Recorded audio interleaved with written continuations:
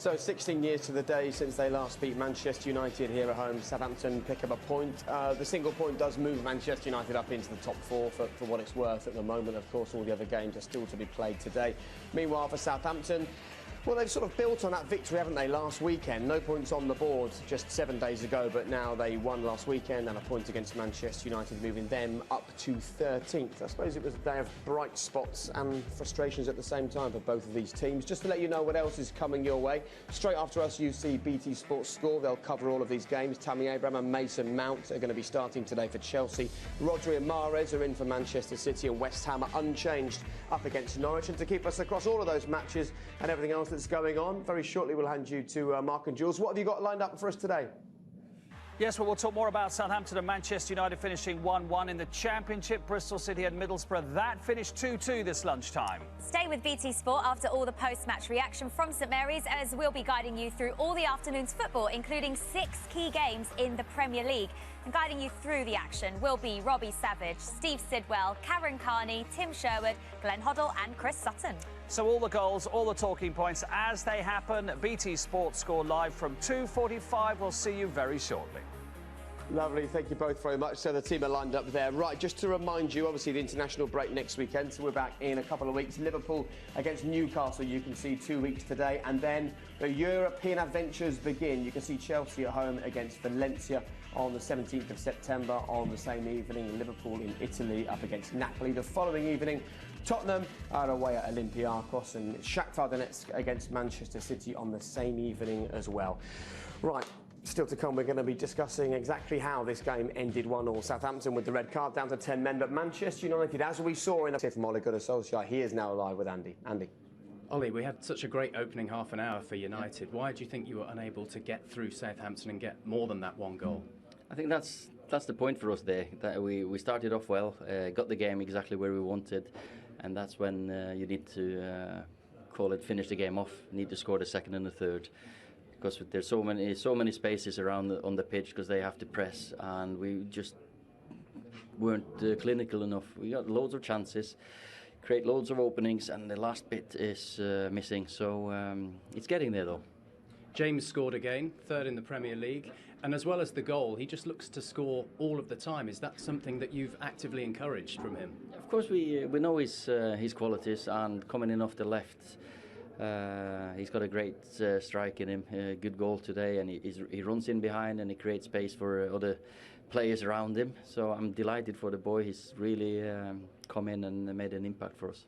Now, after starting so fantastically against Chelsea this season, how concerned are you with what looks like a dip since then? Yeah, but the strange thing about it is that the 3 other games that we haven't won were better than the Chelsea one. Chelsea one is the game that they pressed us, pushed us back, we counter-attacked. The other 3 we've been dominating, creating chances, and just haven't been clinical enough in front of goal to win the games. We've missed some penalties, we've missed some great chances. We should have won today as well, but so it's not a dip in form, it's a dip in results, definitely. Thank you, Ollie. Thank you. It is actually a dip in results that goes back beyond the start of this season. That's now 1 win in their last 9 Premier League games. It's more than a blip for looking Ole Gunnar Solskjaer, and I don't blame him. The last time Manchester United won away in the Premier League, February.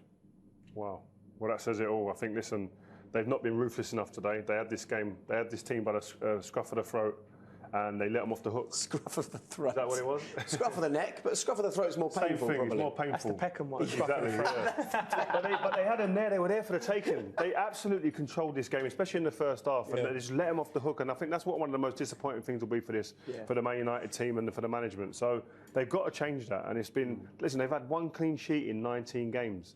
That tells you a story there. They need to be more commanding, take more responsibility in their own box at times, because they look weak from set pieces, and today they were undone by a set piece, or second phase of one. Okay, Ralph Hasenhüttl has just joined down the moon with a point, I think. It was a good performance by them, excuse me. Yannick Vestergaard, let's talk about him. He had a brilliant season last year. He was key for getting the equaliser today. Yeah, he was great. I think if you look at what he brings here, as the corners come in, he goes for the first contact here. Wan-Bissaka needs to get out a bit tighter, a bit amblesing. Danso just scoops it, a little shovel one to the back post, and then your favourite, your centre half, his favourite. He knows he's got on the blind side of Lindelof. It's a hell of a header. You know, it's his first goal in the league. I mean, he was excellent today from the start. You know, Martin would have been very happy with him, Martin Keown in the studio. But I mean, listen, he got on the wrong side of Lindelof, and it's a good header. But you've mentioned already 1 clean sheet in 19 now for Manchester United. If you were still the centre half there, would that be keeping you awake at night, that statistic? Yeah, 100%. The first thing you'd be going around the change room before a game will be to your defenders and your goalkeeper, clean sheet today. Just keep it tight. Them attackers, let them try and win us the game, but we do our job. Forget what they've got attacking-wise. Defensively, we get it right. And far too often, that stat suggests they haven't done that. What did they get wrong today for that goal? Well, if we look here, like on this clip here, you can see it from this angle here. They get lucky the first one because David De Gea pulls off a very good save.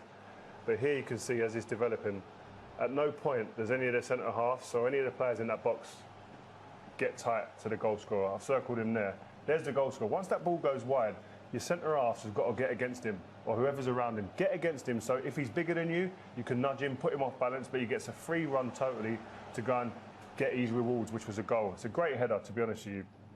But at the same time, this angle's even better. You see it here, the second phase. Again, great header at the beginning, good save. But as it starts developing here, if you look at the 2 centre halves, there they are.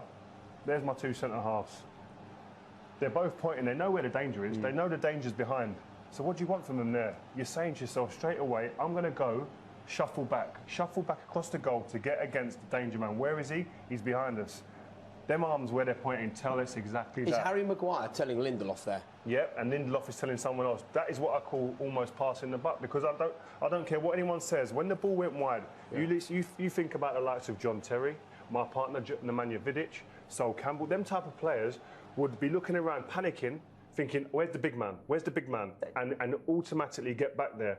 That stage of the game, Reed, that's where centre halves earn their money. Yeah, do you know what I mean? That's it. You've got to want to be the one that heads it out and gets the pat on the back and a cheer from the crowd. Are you critical here of Harry Maguire because he thinks that his centre half Maguire telling Lindelof there? Yep, and Lindelof is telling someone else. That is what I call almost passing the buck, because I don't care what anyone says. When the ball went wide, you think about the likes of John Terry, my partner Nemanja Vidic, Sol Campbell. Them type of players would be looking around panicking, thinking, where's the big man? Where's the big man? And automatically get back there.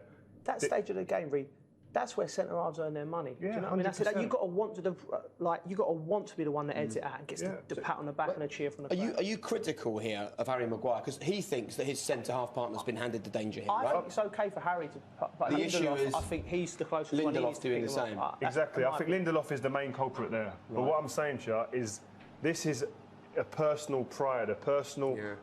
When you look at yourself and say, am I doing all I can there? That's when you start looking at yourself. I think Lindelof will be disappointed because he gets out jumped in the end. But if he goes and makes that position early, gets against the centre half early, the kid hasn't got a jump on him, a run on him. He becomes the favourite immediately. And you see it here, as we slow it down here, he just comes into picture there. There's no one against him. Yeah.